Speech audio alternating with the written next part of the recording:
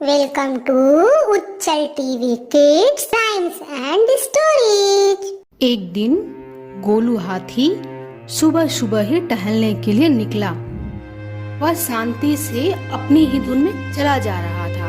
ऐसा लग रहा था जैसे गोलू हाथी के दिमाग में कई बातें चल रही हैं, अर्थात गोलू हाथी किसी उलझन में है और गोलू इस उलझन को बार बार सुलझाने की कोशिश कर रहा है। गोलू हाथी अभी कुछ दूर ही पहुंचा था कि उसे किट्टू खरगोश मिला।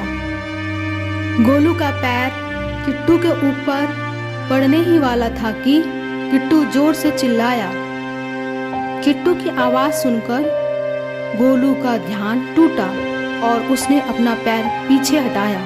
किट्टू ने कहा, कहाँ खोए हो गोलू भाई? गोलू ने कहा, कुछ नहीं, बस कुछ सोच रहा था। किट्टू ने पूछा, किस बारे में? गोलू कहता है, तुम जानकर क्या करोगे?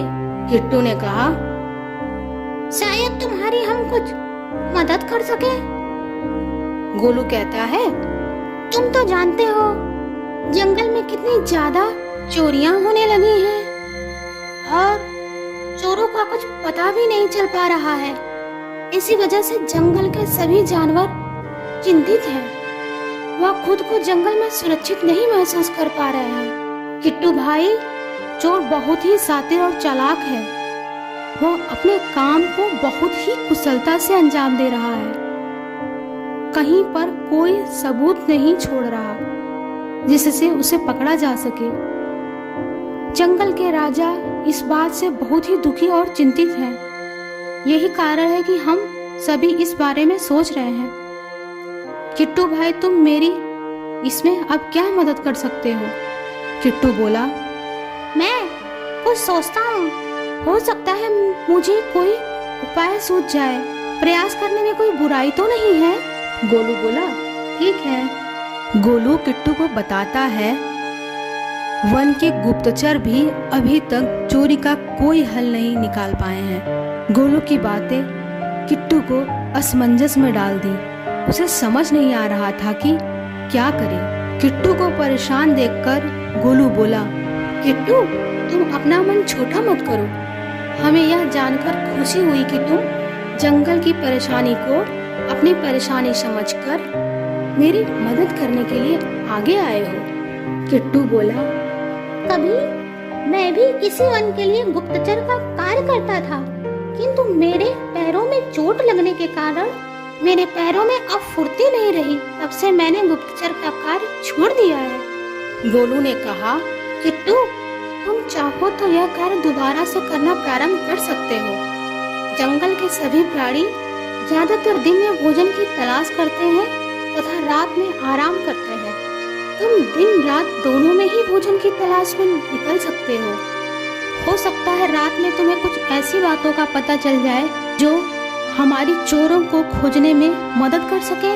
गोलू, तुम ठीक कहते हो। मैं चोरी के बारे में पता लगाने की कोशिश करता हूँ। इन सारी बातों के बाद किट्टू अपनी बिल में चला गया तथा हाथी अपने रास्ते चला गया। किट्टू के दिमाग में गोलू की कई सारी बातें उथल पुथल कर रही थी कि वह गोलू की मदद किस प्रकार से करे। उसे कोई रास्ता समझ ही नहीं आ रहा था। दिन भर किट्टू इसी उलझन में पड़ा रहा। शाम होते ही किट्टू चुपचाप अपनी बिल से बाहर निकल आया। किट्टू की पत्नी ने देखा कि किट्टू कहीं बाहर जा रहा है तो वह बोली, इस समय आप कहाँ जा रहे हो? रात के समय जंगल में खतरा अधिक रहता है। तो किट्टू बोला, खतरा तो दिन में भी रहता है। इसका मतलब ये तो नहीं कि हम बाहर डर के मारे जाएं ही ना और भूख के से मर जाएं। भोजन की तलाश तो करनी ही पड़ेगी, इसलिए मैं बाहर घूम के आता हूँ। इतना कहकर किट्टू बाहर निकल आया। कुछ ही दूर जाने पर किट्टू की नजर चीकू उल्लू पर पड़ी, जो कुछ ही दूरी पर पेड़ की डाल पर बैठा था और अपनी गर्दन चारों तरफ घुमा रहा था। चीकू तेजी से पेड़ की एक डाल से दूसरी डाल पर उड़ रहा था। चीकू की नजर किट्टू पर नहीं पड़ी। किट्टू कुछ सोच कर थोड़ी खुली जगह पर आ गया तो चीकू अंधेरे में भी किट्टू को देख लिया, लेकिन चीकू किट्टू की तरफ कोई ध्यान नहीं दिया, बल्कि अपनी गर्दन चारों तरफ घुमाता रहा। किट्टू काफी देर तक चीकू की हरकतों को देखता रहा। वह थोड़ी देर तक खुले मैदान में खड़ा रहा। किट्टू ने महसूस किया कि चीकू उसे देखकर भी अनदेखा कर रहा है। किट्टू ने देखा कि चीकू के आसपास टोनी चमगादड़ भी मंडरा रहा था। थोड़ी देर रुकने के बाद किट्टू लौट आया। अपने बिल में अगली सुबह गोलू फिर टहलने के लिए निकला और किट्टू से मिला। किट्टू रास्ते में गोलू का इंतजार कर रहा था। किट्टू बोला, आज बहुत जल्दी आ गए गोलू। गोलू ने कहा, हाँ, आजकल मुझे चिंता की वजह से रात में नींद नहीं आती है। गोलू ने कहा, किट्टू कुछ पता चला?